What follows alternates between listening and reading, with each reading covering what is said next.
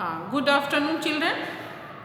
आज हम लोग चैप्टर 12 पढ़ेंगे। चैप्टर 12 पाठ 12 क्या है?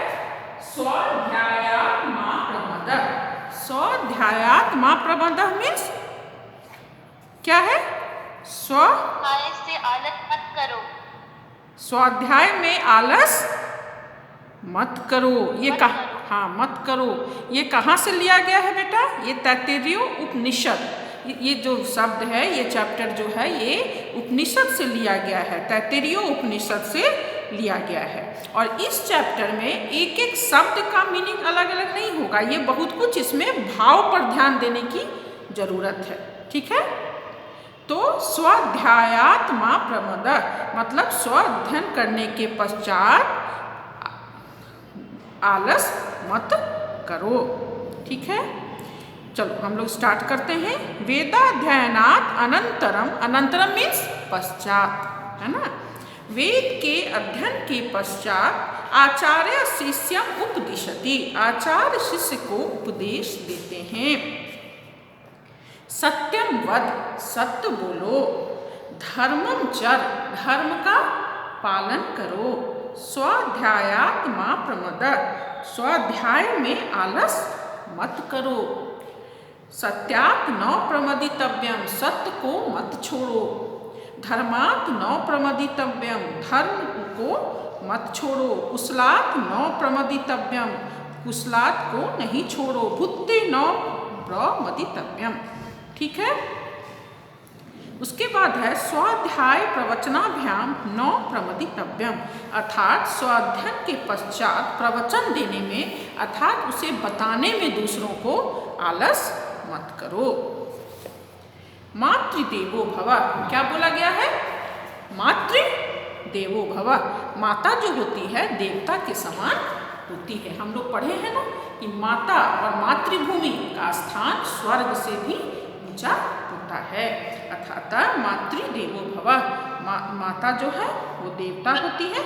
पितृदेवो भव, पिता भी देवता होते हैं। आचार्यो देवो भव, आचार्य क्या हुआ? गुरु, है ना? आचार्य भी देवता होते हैं। अतिथि देवो भव, हमारे अतिथि जो होते हैं वो भी देवता के तुल्य होते हैं। अतिथि, अतिथि का क्या अर्थ होता है? पहले क्या हो? बिना बताए, जिसकी कोई तिथि नहीं हो, बिना बताए जो अचानक से आ जाए वो हो गया अतिथि। तो अतिथि के आने पर उनका अपमान नहीं करना चाहिए। अतिथि देवता के समान होते हैं। यानी अनविद्यानि कर्माणि तानि सेव्यतानि, और अनविद्यानि मीन्स अनिंदनीय, अनिंदनीय अर्थात अच्छे काम। कर्माणि तानि सेव्यतानि, अच्छे काम करने की सेवा का पालन करना चाहिए। अच्छे काम को, अनिंदनीय काम को करना चाहिए। नौ इतरानि, उसे छोड़ना नहीं चाहिए। यानी अस्माकं सुचरितानि तानि त्वया उपास्यानि नौ इतरानि, अर्थात जो हमारे अच्छे काम हैं, अच्छे चरित्र हैं, उनकी उपासना करो, उनका पालन करो, उन्हें मत छोड़ो। ये के अस्मात् श्रेयांसो ब्राह्मणा तेषां त्वया आसनेन प्रशंसितव्यम, अर्थात वे ब्राह्मण जो श्रेष्ठ हैं उन पे विश्वास करो। श्रद्धया देयम, उन्हें श्रद्धा दो। और श्रद्धा माने कि यदि जो विद्वान हैं, ब्राह्मण हैं, उनको श्रद्धा से या अश्रद्धा से, अर्थात मन हो या मन नहीं भी हो, फिर भी उन्हें सम्मान दो, क्योंकि वे सम्मान के लायक हैं। अत यदि ते कर्म विचिकित्सा च विधि चिकित्सा वा स्यात्, ये तत् ब्राह्मण समदर्शिनो युक्ता अयुक्ता अलक्षा धर्म कामा स्यु, यथा ते तत्र वर्तरेन तथा तत्र वर्तेथा। ये जो है वर्तरेन और वर्तेथा जो है ये क्या है? वृत्त, वृत्त धातु रूप का है, ये तृतीया विभक्ति है। तो उसमें दिया हुआ है कि उन्हें यदि कोई ब्राह्मण है, श्रेष्ठ हैं, तो तुम्हें इच्छा नहीं भी हो, तुम श्रद्धा से, चाहे श्रद्धा तुम्हारी नहीं भी जम रही है, फिर भी तुम उनका सम्मान करो, तुम उन्हें इज्जत दो, क्योंकि वे जो पक्षपात रहित होकर काम करते हैं, उनका सम्मान करना चाहिए। जो आदर्चित होकर दयालु हैं, उनकी सेवा करनी चाहिए, उनका पालन करना चाहिए। चलो टर्न द पेज। ये जो है उपनिषद से ले गई है। इसीलिए इस चैप्टर में एक एक शब्द का मीनिंग न होकर इसमें भाव पर ध्यान देने की जरूरत है। All of U turn page number 126। सभी बच्चे पेज नंबर 126 निकाल लें। आज हम लोग इसका अभ्यास देखेंगे। पहला अभ्यास क्या है बेटा? पाठम पठित्वा वदन्तु लिखन्तु च आम अथवा नहीं। तो पहला पाठ क्या है? अच्छा चलो पहले हम लोग एक बार इसके शब्दार्थ को देख लें, ठीक है? शब्दार्थ देखो बेटा। चर, चर का क्या अर्थ होता है? चर मीन्स, चर का क्या मीनिंग होता है?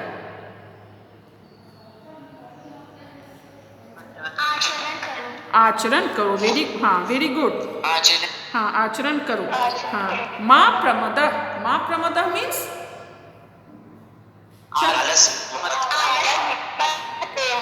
आलस मत करो।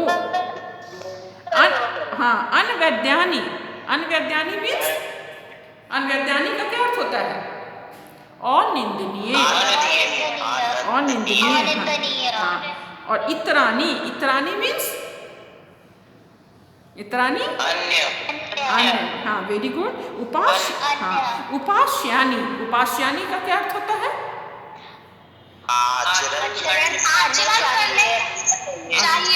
वेरी गुड, आचरण करने चाहिए, उपासना करनी चाहिए। प्रश्वसितव्यम क्या होगा? विश्वास करो, विश्वास करो, विश्वास करो। हाँ, देयम, देयम का क्या अर्थ होता है? देना चाहिए, देयम देना चाहिए। श्रिया मीन्स, श्रिया शोभा से। हाँ, वेरी गुड। विचिकित्सा शंका। और हिया, हिया मीन्स, हिया का क्या अर्थ होता है? लज्जा, लज्जा से। लज्जा से। Very good. अब भिया, भिया मीन्स भय से, भय से। हाँ, हाँ, तो यहाँ क्या हो गया? क्रिया। श्रिया, श्रिया मीन्स शोभा से। ओहो, श्रिया मीन्स शोभा से, हिया मीन्स लज्जा से, भिया मीन्स भय से, और संविदा, संविदा मीन्स प्रतिज्ञा करो। संविदा का क्या अर्थ हुआ? प्रतिज्ञा करो। हाँ, प्रतिज्ञा करो। हाँ, ठीक है। विचिकित्सा शंका। समदर्शिना, हाँ, समदर्शिना पक्षपात रहित। समदर्शिना का क्या अर्थ हो जाएगा? पक्षपात रहित। हाँ, वेरी गुड। उसके बाद है आदृचित, अलूछा। अलूछा आदृचित वाला, दयालु। हाँ, आदृचित मीन्स दयालु स्वभाव वाला। आदृचित क्या हुआ? दयालु स्वभाव वाला। आदृचित मीन्स दयालु स्वभाव वाला, ठीक है? हाँ, अब turn the page. See page number कितना है? 126। सी पेज नंबर 126, ठीक है? हाँ, चलिए देखिए क्वेश्चन नंबर 1। पाठम पठित्वा वदन्तु लिखन्तु च आम अथवा नहीं। अर्थात पाठ को पढ़कर बोलें अथवा लिखें हाँ या ना। किम जना सर्वदा सत्यम वदेयु, क्या लोगों को सदा सत्य बोलनी चाहिए? आम, आम, वेरी गुड। हाँ, वेरी गुड। किम छात्रा, है ना, किम छात्रा गुरुनाम दुर्गुणानान अपि स्वीकुर्युः, नहीं। बोल रहा है क्या? नहीं। क्या छात्र को अपने गुरुओं के गुण और दुर्गुण दोनों को स्वीकार करना चाहिए? क्या छात्र को अपने आचार्य के, गुरु के गुण और दुर्गुण दोनों को स्वीकार करना चाहिए? नहीं। Very good. किम वयम सत्यस्य आचरणे आलस्यम कुर्याम, क्या हमें सत्य के आचरण करने में आलस करना चाहिए? नहीं। Very good. हाँ, किम वयम मातु देवतावत सेवां कुर्याम, क्या हमें अपने माता की देवता के समान? आम, वेरी गुड। हाँ, किम जना विद्वद्भिः सह तिष्ठेयुः, क्या लोगों को विद्वानों को साथ बैठना चाहिए? बोलिए। आम। हाँ, आम। Very good. अब क्वेश्चन नंबर 2, मंजूषाया प्रदत्त प्रदय रिक्त स्थानानि पूरयन्तु। पहला है त्वं मातृदेव डैश, क्या होगा? मातृदेव भव। भव। Very good. मनुष्य सदा धर्मम चरतु भी होगा। हाँ, चरतु। यूयम सर्वदा सत्यम वदत। Very good. हाँ, वेरी गुड। छात्रा गुरुजनानां सुचरितानि एव पालयन्तु। Very good. हाँ, छात्रों को गुरुओं के सुचरित्र, अच्छे चरित्र का पालन करना चाहिए। गुरु शिष्यो परस्परम मधुरम वदताम। त्वं सर्वदा सत्यम मधुरम च वद। वद, तुम्हें सदा सत्य बोलना चाहिए और मधुर बोलना चाहिए। क्वेश्चन नंबर 3 है उचितम पर्याय पदम चित्वा लिखन्तु। पर्याय पद क्या होता है बेटा? पर्याय पद पर्यायवाची शब्द। हाँ, पर्याय पद अर्थात समान अर्थ वाले शब्द। जैसे उपास्यानि। उपास्यानि का क्या होगा समान अर्थ?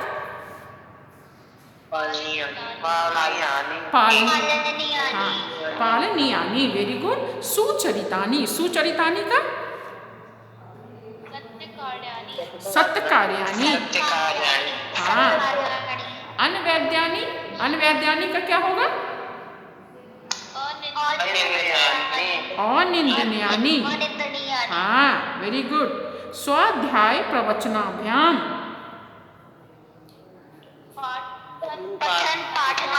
पठन पाठनाभ्याम। हाँ, वेरी गुड। हाँ। चर। चर का क्या अर्थ होगा? चर मीन्स पालय। चर का अर्थ होगा पालय, माने पालन करो।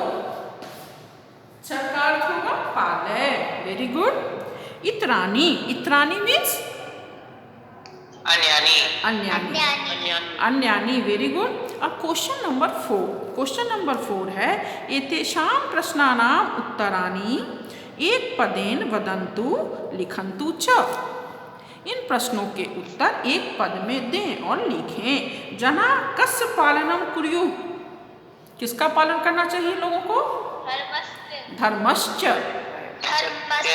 हाँ, वेरी गुड। यदि कोई बच्चे इस क्वेश्चन आंसर को कंप्लीट नहीं किए हों तो take out a pencil and write down. मैं उम्मीद है कि सारे बच्चे कर लिए होंगे, लेकिन फिर भी किन्हीं का छूट गया होगा तो वे इसे कंप्लीट कर लें बेटा। दूसरा है जना आचार्यस्य कथम आदरम कुर्यु। लोगों को अपने देवतावत। Very good. वयम कीदृशानि कर्माणि न कुर्याम।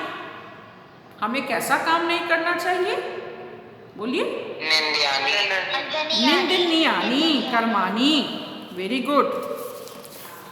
सुचित्रा कुमारी 8F अभी आ रहे हैं। चलिए अब देखिए बेटा, क्वेश्चन नंबर है छात्रा स्वाध्याय प्रवचनाभ्याम किम न कुर्यु।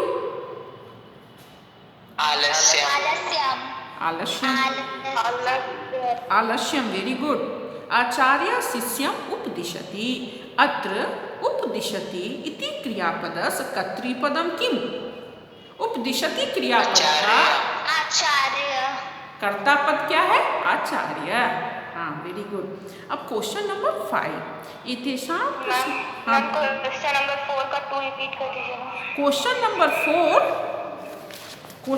4 का 2 जना आचार्य देवतावत। देवता के समान। ठीक है। लोगों को अपने आचार्य का आदर देवता के समान करना चाहिए। देवतावत। उसके बाद यहाँ पर हो गया आचार्य शिष्यम उपदिशति। इस उपदिशति क्रियापद का कर्तृपद है आचार्य। अब सी क्वेश्चन नंबर 5 पूर्ण वाक्य उत्तराणि वदन्तु लिखन्तु च। पहला है अध्ययनस् पश्चात आचार्य किम करोति। अध्ययन के उपरांत आचार्य क्या करते हैं? अध्ययनस्य पश्चात् आचार्य शिष्यम् उपदिशति। अध्ययनस् पश्चात आचार्यम शिष्यम उपदिशति, है ना। अध्ययन के पश्चात आचार्य शिष्य को उपदेश देते हैं। दूसरा है छात्र की दृशानि कर्माणि सेवित्यानि। छात्रों को कैसे काम करना चाहिए? अनवद्यानि। छात्र अनवद्यानि कर्माणि सेवितव्यानि। Very good. छात्र अनवद्यानि कर्माणि तानि सेवित्यानि। क्वेश्चन नंबर 3, छात्रा पितु कथम आदरम कुर्युः। छात्रों को अपने पिता का कैसा आदर करना चाहिए? बोलिए। देवतावत। छात्रा पितु देवतावत आदरम कुर्युः। क्वेश्चन नंबर 4, शिष्य गुरुजनानां कानि उपास्यानि। तो शिष्य गुरुजनानां सुचरितानि उपास्यानि। हाँ, शिष्य को अपने गुरु के अच्छे चरित्र, सुचरित्र की उपासना पालन करनी चाहिए। क्वेश्चन नंबर 5, जना कस आचरणम कुर्वन्तु। लोगों को कैसा हाँ, वेरी गुड। जना धर्मस्य आचरणम कुर्वन्तु। अब देखें बेटा क्वेश्चन नंबर 6, प्रश्न निर्माणम कुर्वन्तु। प्रश्न निर्माण करने हैं। मैंने आप लोगों को बार बार कहा है, जब भी एग्जाम में प्रश्न निर्माण आए पूर्ण वाक्य में उत्तर दीजिएगा और लास्ट में क्वेश्चन मार्क लगाइएगा, तभी आपको पूरे नंबर आएंगे, नहीं तो पूरे नंबर नहीं आएंगे। ठीक है, चलिए। पहला है आचार्य शिष्यम उपदिशति। शिष्यम अंडरलाइन है, क्या हो जाएगा? आचार्य कम उपदिशति। हाँ, वेरी गुड। आचार्य कम उपदिशति। आचार्य कम उपदिशति क्वेश्चन मार्क। लास्ट में चूंकि ये प्रश्न निर्माण है, लास्ट में क्वेश्चन मार्क जरूर लगाएंगे। दूसरा है जनाः कार्येषु आलस्यम न कुर्वन्तु। कार्येषु अंडरलाइन है, क्या हो जाएगा?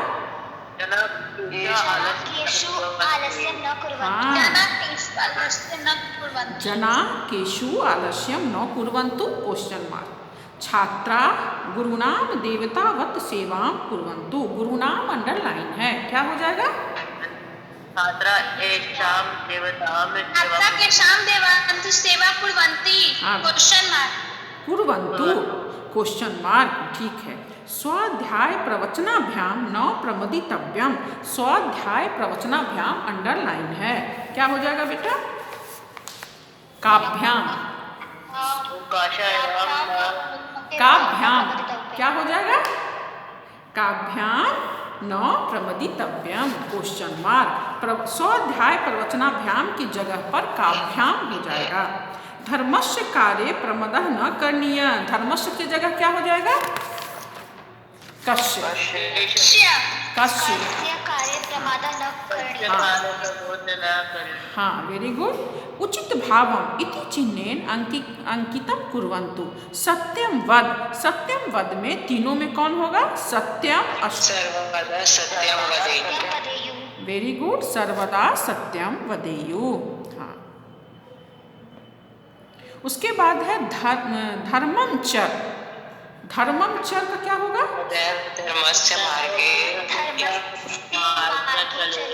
सदैव धर्मस्य मार्गे चलेयु। अब नीचे देखिए बेटा, दिया हुआ है चित्राणाम समक्षम पाठात उचिताम पंक्ति चित्वा लिखन्तु। कुछ चित्र दिए हुए हैं और कह रहे हैं चित्र के सामने पाठ में दिए गए उचित पंक्ति को लिखें। एक में दिखा रहा है आचार्य को शिष्य प्रणाम कर रहा है, यहाँ हम क्या लिख देंगे? आचार्य देवो भवः। आचार्य देवो भवः पाठ से ही लिखना है, पाठ की ही पंक्ति लिखना है, तो पाठ में है ना आचार्य देवो भवः। उसके बाद देखिए नीचे स्वाध्याय कर रहे हैं, अध्ययन कर रहे हैं, तो स्वाध्याय मां प्रमदः। दूसरा में हो जाएगा स्वाध्याय मां प्रमदः, हो गया। तीसरा में देखो पितृ देवो भवः। तीसरा में क्या हो जाएगा? पितृदेवो भव। अतिथि देवो भव। हाँ, और चौथे में अतिथि देवो भव। Turn the page, see page number 130। इसमें कारक दिया हुआ है। हम लोगों ने कारक पहले भी पढ़ लिया है ना। कारक किसे कहते हैं? क्रिया के साथ जिसका प्रत्यक्ष संबंध हो उसे कारक कहते हैं। कारक किसे कहते हैं? क्रिया के साथ जिसका प्रत्यक्ष रूप से संबंध हो उसे कारक कहते हैं। कारक के कितने भेद हैं? देखो बेटा, कारक 8 भेद हैं। संस्कृत में वैसे कारक के 6 ही भेद माने गए हैं। संबंध और संबोधन को संस्कृत में भेद कारक के नहीं माना जाता है, लेकिन अनुवाद की सुविधा के लिए 8 भेद मानकर उन पर 8 विभक्तियां बैठाई जाती हैं। ठीक है। इसका हिंदी में जैसे जो हुआ, हिंदी का जो चिन्ह हुआ वो संस्कृत का चिन्ह हो गया विभक्ति। जैसे कर्ता ने, कौन सी विभक्ति है ये? प्रथमा विभक्ति।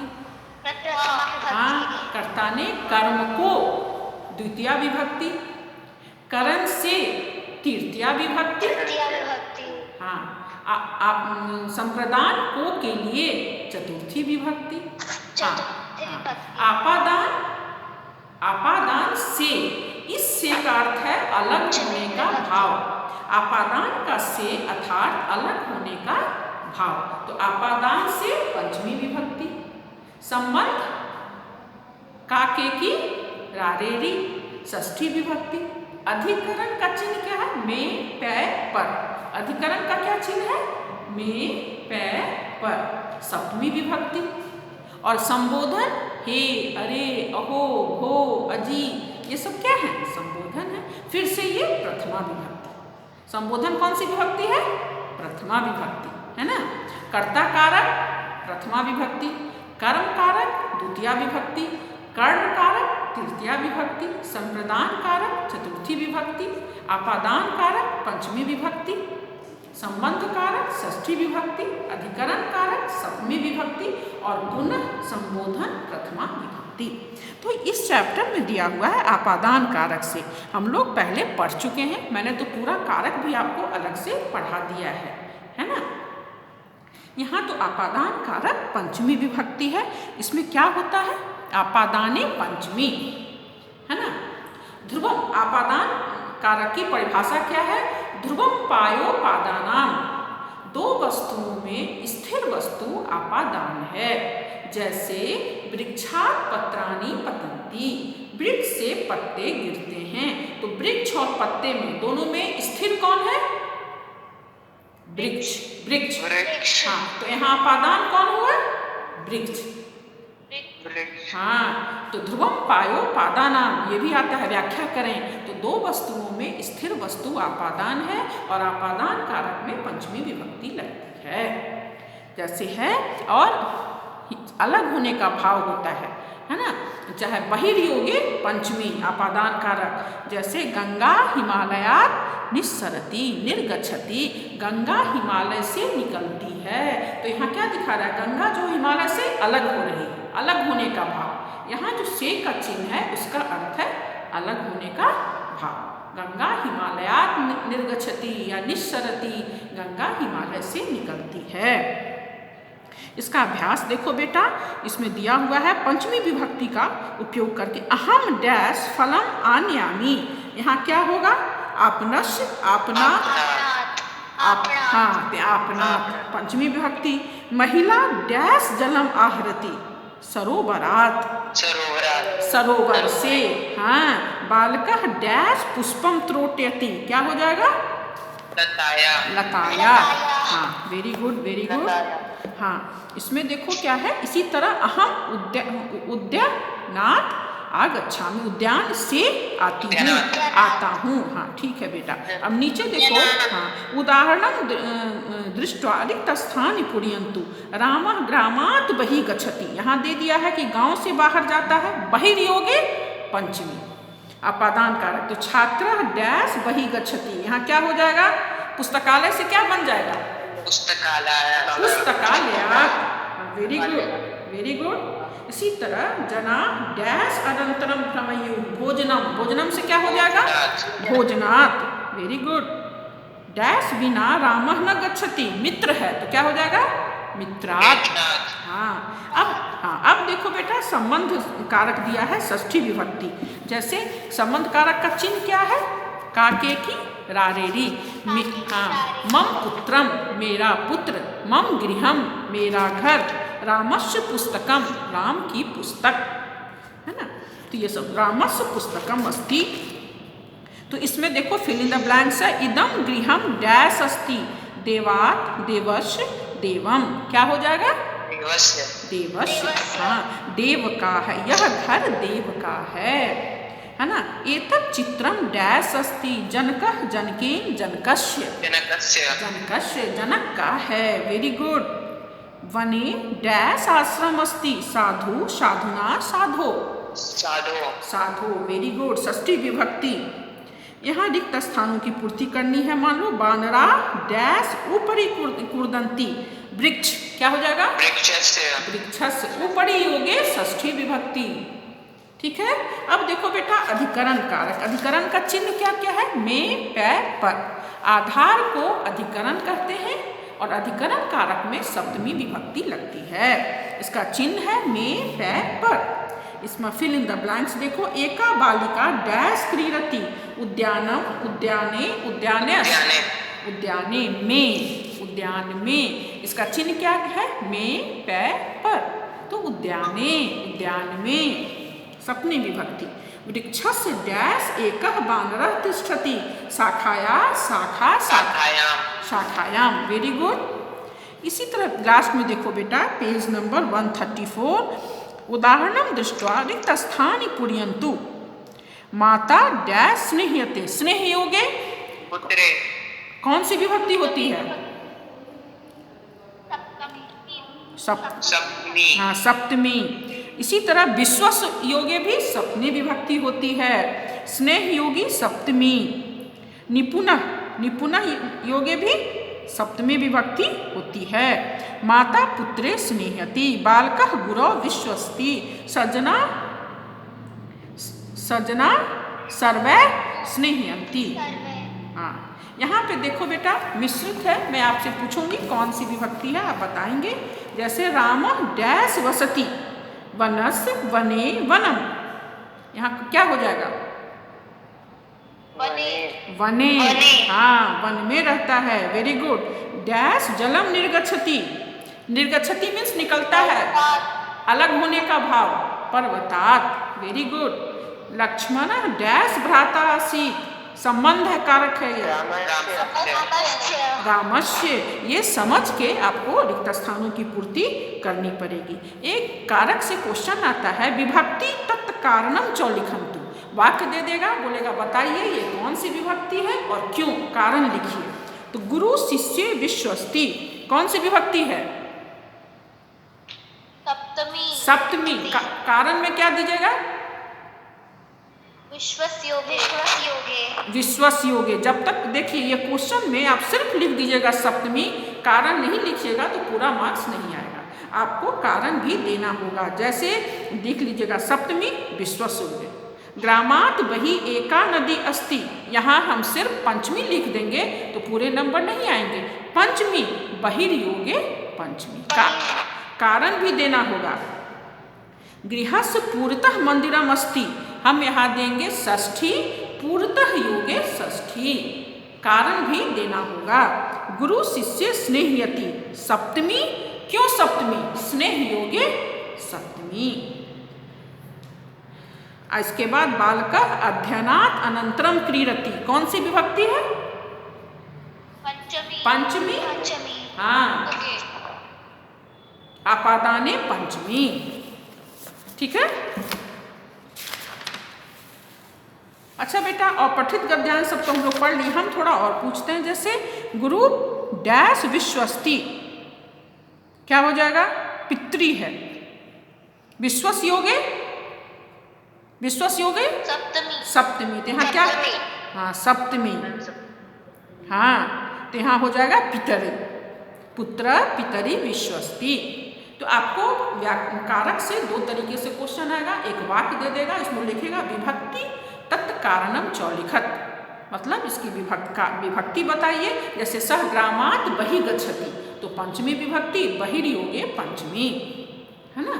सह कलमेन लिखति, वह कलम से लिखता है। तृतीया करने कर्ता ने कर्म को कर्ण से, है ना, तो सहार्थे तृतीया। सह साकम सार्धम समम योगे तृतीया, है ना। सीता राम के साथ जाती है, सह योगे तृतीया, लिख देंगे तृतीया सहार्थे तृतीया, सहयोगे तृतीया। इसी तरह नमः स्वस्ति स्वाहा स्वधा नमः योगे चतुर्थी विभक्ति। नमः स्वस्ति स्वाहा स्वधा योगे चतुर्थी विभक्ति। श्री गणेशाय नमः, ओम नमः शिवाय, है ना, अग्ने स्वाहा, तो इन सब में चतुर्थी विभक्ति लगती है। फिर इसी तरह हम लोग पढ़ें तृतीया विभक्ति में एनाम विकारे तृतीया, शरीर के किसी अंग में यदि विकार हो तो उसमें देखो दो तरीके से क्वेश्चन आता है। एक वाक्य दे देगा और बोलेगा इसमें विभक्ति तत्कारणम चो लिखत, इसकी विभक्ति बताइए और इसका कारण बताइए क्यों। यह दे देता है व्याख्या करें सहार्थी तृतीया बहिर्योगे पंचमी, है ना। ध्रुव पायो पादानाम,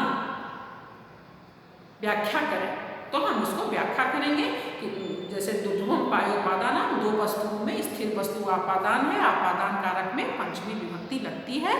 जैसे सग्रामात बहि गच्छति, बहिर्योगे पंचमी, व्याख्या करें तो बाहर जाने के योग में पंचमी विभक्ति लगती है।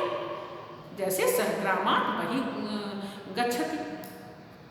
सहयोग सह साकम सार्धम समम सहार्थे तृतीया, तो सहार्थे तृतीया माने साथ के योग में, सह साकम सार्धम समम के योग में तृतीया विभक्ति लगती है। तो दो तरीके से क्वेश्चन आएगा, एक देगा वाक्य दे देगा विभक्ति तत्कारणम च लिखत और दूसरा दे देगा व्याख्या करें, सूत्र दे देगा व्याख्या करें।